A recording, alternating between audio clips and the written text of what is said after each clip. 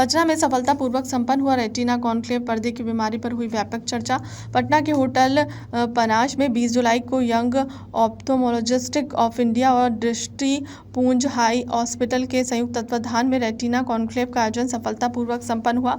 इस विशेष अभियान में बिहार समेत देश भर से 150 से अधिक नेत्र विशेषज्ञों ने हिस्सा लिया। कार्यक्रम के मुख्य अतिथि बिहार सरकार के शहरी विकास मंत्री जीवेश मिश्रा रहे। वहीं मिश्रा ने नई पीढ़ी के नेत्र चिकित्सकों को अत्याधुनिक तकनीकों से लैस होकर जनसेवा करने का आह्वान किया। इस अवसर पर प्रदेश के वरिष्ठ नेता चिकित्सक को गुरु सम्मान से सम्मानित किया गया, जिससे आयोजन में भावनात्मक ऊर्जा भी जुड़ी रही। कॉन्क्लेव में रेटिना यानी आंखों के पर्दे की जटिल बीमारियों की आधुनिक जांच, तकनीकी विस्तार पर चर्चा हुई और ओसीटी, एंजियोग्राफी, अल्ट्रासाउंड और ऑटोफ्लोरेंस जैसी इम्प्लेजिंग तकनीकों की कार्यप्रणाली और उपयोगिता पर विशेषज्ञ ने व्याख्यान दिए।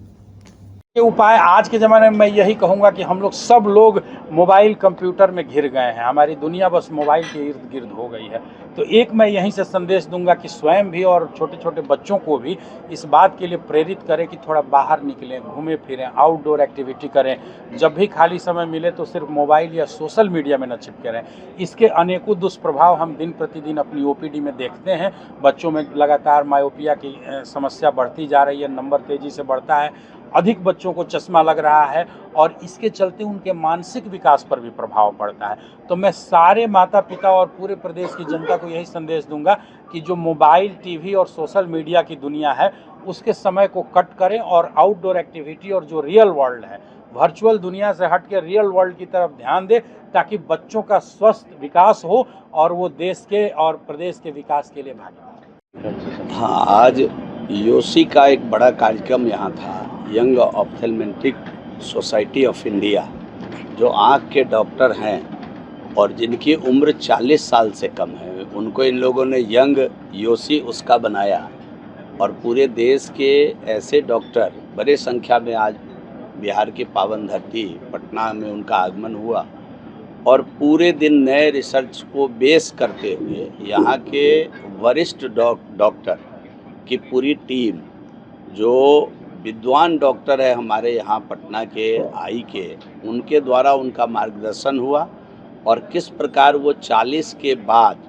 प्रैक्टिस करते हुए जब आगे बढ़ेंगे तो उनके ऑपरेशन में सफाई हो, उनका ऑपरेशन ठीक हो, उनका मार्गदर्शन इन लोगों ने किया कि वो कामयाब डॉक्टर बने, अच्छा डॉक्टर बने और अच्छे तरीके से अपने पेशेंट को का ध्यान रखे। इस प्रकार की बातों को लेकर के समय समय पर योसी कार्यक्रम करती रहती है। उसी सिलसिले में आज एक ये बड़ा कार्यक्रम पटना के अंदर आयोजित हुआ और देश भर से जो आई के डॉक्टर हैं, जो 40 से कम उम्र के हैं, वो इस सभागार में अभी उपस्थित हुए और दिन भर ये कार्यक्रम इन लोगों का चला है। मैं योसी के पूरे टीम को धन्यवाद देता हूँ और आप सभी को भी धन्यवाद दे रहा हूँ कि आप लोग तो पॉलिटिकल कार्यक्रम ज़्यादा कवर करते हैं, इस शैक्षणिक कार्यक्रम को कवर करने के लिए जो अपना समय निकाला है, इसके लिए मैं आप सभी बंधुगण भगनीगण को धन्यवाद देता हूँ। प्यार करते थे, बाद में निमो स्लाइड आ गया, फिर हम लोग कहने लगे अब निमो स्लाइड जो है वो एनसेट का क्वीन है, अब इसी को चलाते हैं। फिर उस पर भी कई बातें बाद में आई। जैसे जैसे रिसर्च हुआ, इंडिकेशन के साथ साथ कंट्रा इंडिकेशन आया, चीजें स्पष्ट हुई और हम नए सिरे से उसको रखने का काम मेडिसिन के क्षेत्र में भी करते रहे। तो इसको पढ़ना भी जरूरी है, पढ़ते रहना है। जो अच्छा पढ़ने वाला डॉक्टर, प्रोफेसर होंगे, वो निश्चित रूप से अपने फील्ड के अच्छे सफल व्यक्ति होंगे, अच्छे सफल डॉक्टर भी होंगे, प्रोफेसर भी होंगे। और स्वामी विवेकानंद जी ने तो स्पष्ट कहा कि जीवन का मूल उद्देश्य केवल पढ़ के पैसा कमाना नहीं। अभी बता रहे थे डॉक्टर साहब कि हमको हमारे गुरु ने कहा कि तुम अगर हमसे हमारा आंख का ऑपरेशन कर दो, इस काबिल बन जाओ। वही बात को अभी मैसेज संदेश आपको दे रहे थे।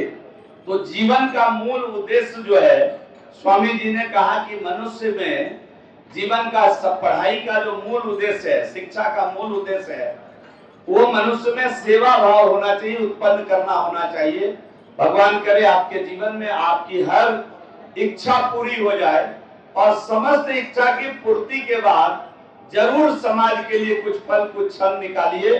मुझे मालूम है इस सभा का क्या जी, इस कार्यक्रम में केरल से, अहमदाबाद से, दिल्ली से, लखनऊ से, बनारस से, ऐसे दूर दूर जगहों से यंग ऑप्थेल्मोलॉजिस्ट आए और रेटिना कॉन्क्लेव इस कार्यक्रम का नाम था। जो आँख का पिछला हिस्सा होता है, जिसे आँख का पर्दा या रेटिना कहते हैं, उसकी बीमारियों में जो अभी एडवांस जांच सिस्टम है, जिसे एंजियोग्राफी कहते हैं, ultra wide field angiography, OCT, इस तरह की जांचों पर गहन शोध पत्र यहाँ प्रस्तुत किए गए। नए जो यंग ऑप्थेल्मोलॉजिस्ट हैं उनको ट्रेनिंग दी गई कि कैसे उस जांच की रिपोर्ट को समझना है, उस जांच से कैसे कंक्लूजन तक पहुंचना है, बीमारियों के डायग्नोसिस तक पहुंचना है और कैसे इलाज हो। आने वाले भविष्य में अच्छे नेत्र चिकित्सक इस राज्य को मिले, इस चीज़ को ध्यान में रखते हुए हमने ये कार्यक्रम किया है। और इस कार्यक्रम का फ़ायदा जब हमारे जो नए यंग ऑप्थेल्मोलॉजिस्ट हैं उनको मिलेगा, तो साथ ही प्रदेश की जनता की भी आंखें आने वाले समय में सुरक्षित होंगी, उनको अच्छा इलाज मिल पाएगा, उनकी आंखों की समुचित जांच हो पाएगी और दुनिया की जो बेहतरीन से बेहतरीन टेक्नोलॉजी दुनिया के किसी भी कोने में उपलब्ध है, आज की तारीख में वो बिहार में भी उपलब्ध है और इसका फ़ायदा यहाँ के जन जन को प्राप्त होगा।